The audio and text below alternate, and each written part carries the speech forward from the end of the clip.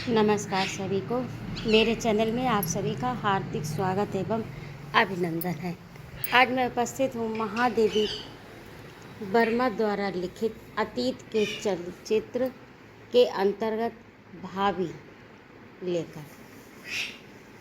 आइए सुनते हैं। इतने वर्ष बीत जाने पर भी मेरी स्मृति अतीत के दिन प्रतिदिन गाढ़े होने वाले धुंधलेपन में एक एक रेखा खींचकर उस करुण कोमल मुख को मेरे सामने अंकित ही नहीं सजीव भी कर देती है। छोटे गोल मुख की तुलना में कुछ अधिक चौड़ा लगने वाला पर दो काली रूखी लटों से सीमित ललाट बचपन और प्रौढ़ता को एक साथ अपने भीतर बंद कर लेने का प्रयास सा करती हुई लंबी बरौनियों वाली भारी पलकें और उनकी छाया में डबडबाती हुई सी आँखें उस छोटे मुख के लिए कुछ छोटी सीधी सी नाक और मानो अपने ऊपर छपी हुई हंसी से विस्मित होकर कुछ खुले रहने वाले ओंठ समय के प्रवाह से फीके भर हो सके हैं, धुल नहीं सके। घर के सब उजले मैले सहज कठिन कामों के कारण मलिन रेखा जाल से गुथी और अपनी शेष लाली को कहीं छिपा रखने का प्रयत्न सा करती हुई वही कोमल कहीं कठोर हथेलियाँ रख काली रेखाओं में जड़े कांतिहीन नखों से कुछ भारी जान पड़ने जाने वाली पतली उंगलियां हाथों का बोझ संभालने में भी असमर्थ सी दुर्बल रूठी पर गौर बाहें और मारवाड़ी लहंगे के भारी घेर से थकित से एक सहज सुकुमारता का आभास देते हुए कुछ लंबी उंगलियों वाले दो छोटे छोटे पैर और जिनकी एड़ियों में आंगन की मिट्टी की रेखा मटमैले महावर सी लगती थी। भुलाए भी कैसे जा सकते हैं। उन हाथों ने बचपन में न जाने कितनी बार मेरे उलझे बाल सुलझाकर बड़ी कोमलता से बांध दिए थे। वे पैर न जाने कितनी बार अपनी सीखी हुई गंभीरता भूलकर मेरे लिए द्वार खोलने आंगन में एक ओर से दूसरी ओर दौड़े थे। किस तरह मेरे अबोध 8 वर्षीय बुद्धि से उससे भाभी का संबंध जोड़ लिया, वह अब बताना बहुत कठिन है। मेरे अनेक सहपाठियों की बहुत अच्छी भाभियाँ थीं। कदाचित उन्हीं की चर्चा सुन सुनकर मेरे मन में जिसने अपनी तो क्या दूर के संबंध की भी कोई भाभी नहीं देखी थी, एक ऐसे अभाव की सृष्टि कर ली जिसको वह मारवाड़ी विधवा वधू दूर कर सकी।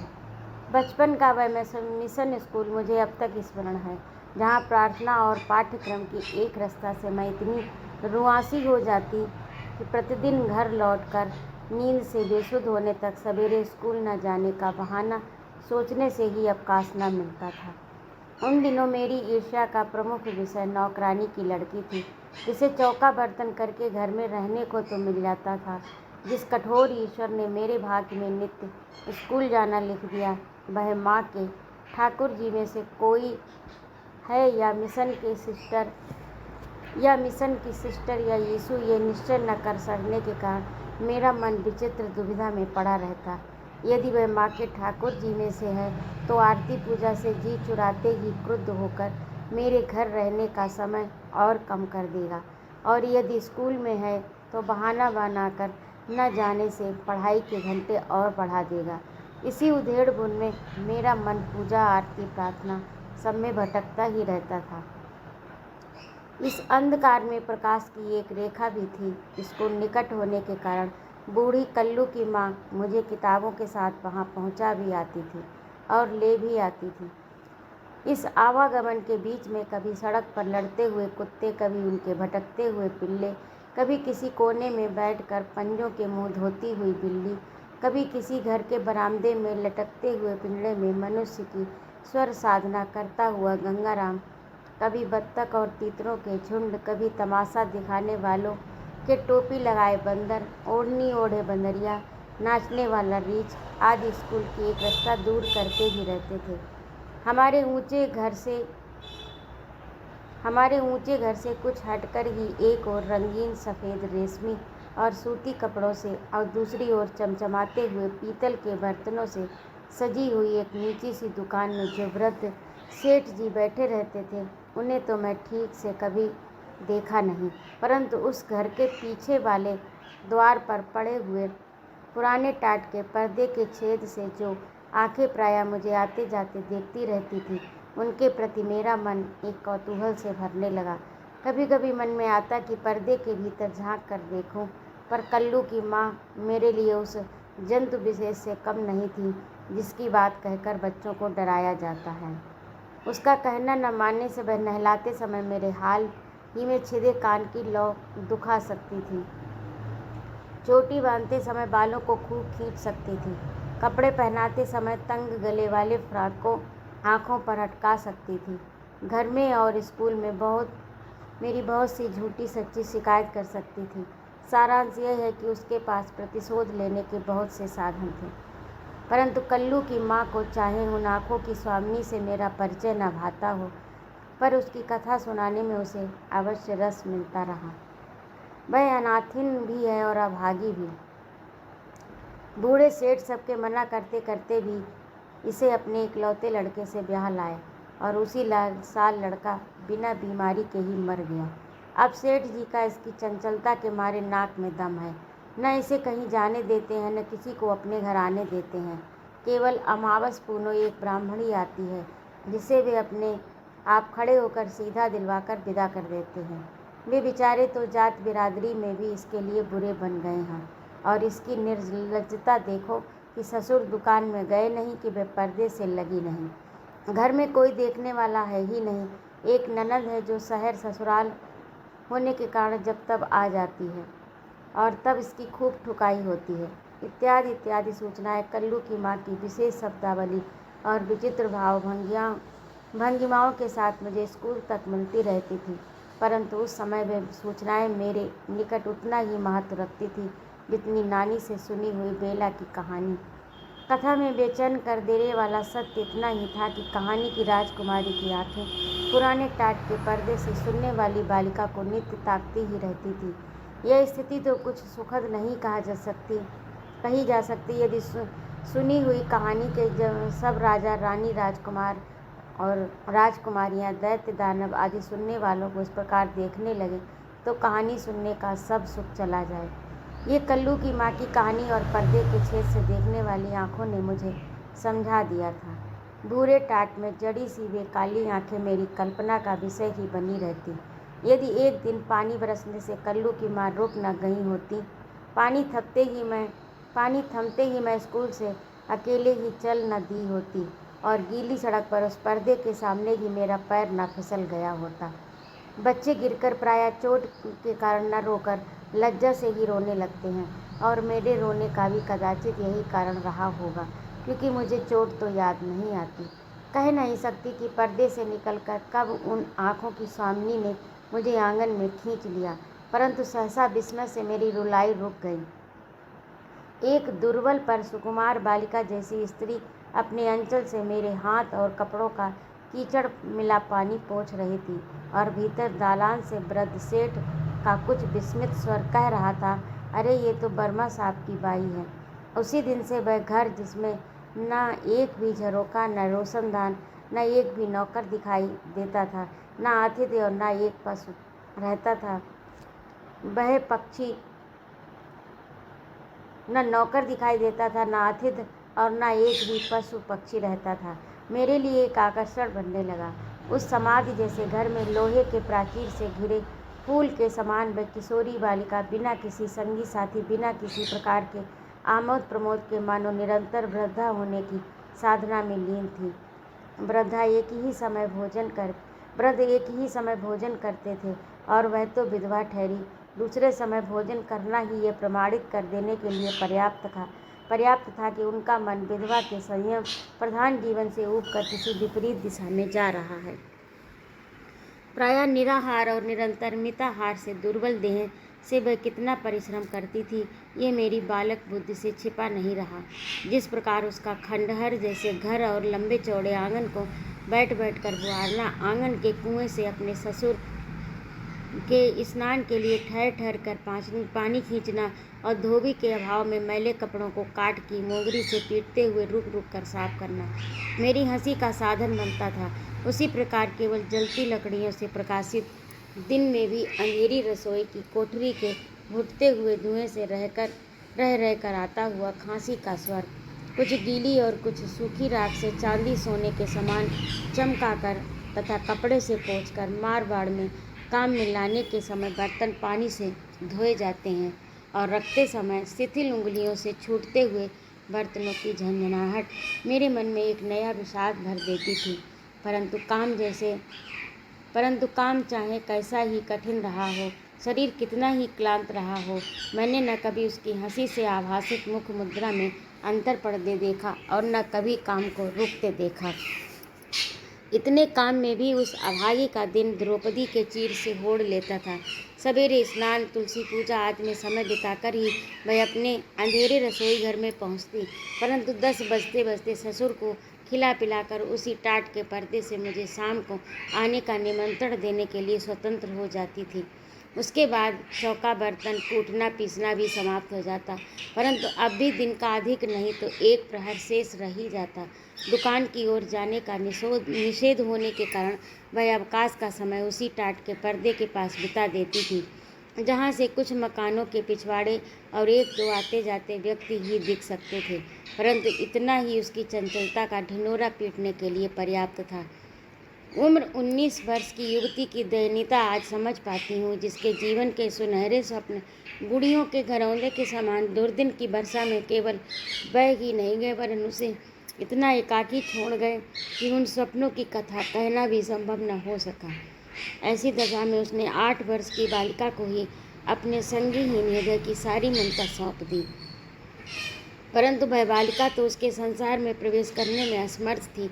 इसी से उसने उसी के गुणियों वाले संसार को अपनाया। वृद्ध भी अपनी बहू के लिए ऐसा निर्दोष साथी पाकर इतने प्रसन्न हुए कि स्वयं ही बड़े आदर यत्न से मुझे बुलाने और पहुंचाने लगे, और माँ तो उस माता पिताहीन विधवा बालिका की कथा सुनकर ही मुँह फेर कर आँखें पोंछने लगती थी। इससे धीरे धीरे मेरी कुछ नाटी गुड़िया, उसका बेडौल सिर वाला पति, उसकी एक पैर से लंगड़ी सास, बैठने में असमर्थ ननद और हाथों के अतिरिक्त सब प्रकार से आकारहीन दोनों बच्चे सब एक एक कर भाभी की कोठरी में जा बैठे। इतना ही नहीं, उनकी चक्की से लेकर गहनों तक सारी गृहस्थी और डोली से लेकर रेल तक सब सवारियां उसी खंडहर को बसाने लगीं। भाभी को तो सफ़ेद ओढ़नी और काला लहंगा या काली ओढ़नी और सफ़ेद बूटीदार कत्थई लहंगा पहने हुए मैंने देखा था, पर उसकी ननद के लिए हर तीज त्योहार पर बड़े सुंदर रंगीन कपड़े बनते थे। कुछ भाभी की बटोरी हुई कतरन से और कुछ अपने घर से लाए हुए कपड़ों से गुड़ियों के लज्जा निवारण का सुचारू रूप से प्रबंध किया जाता था। भाभी घाघरा, कांचली आदि अपने वस्त्र सीना जानती थी, अतः मेरी गुड़िया मारवाड़न की तरह श्रृंगार करती थी।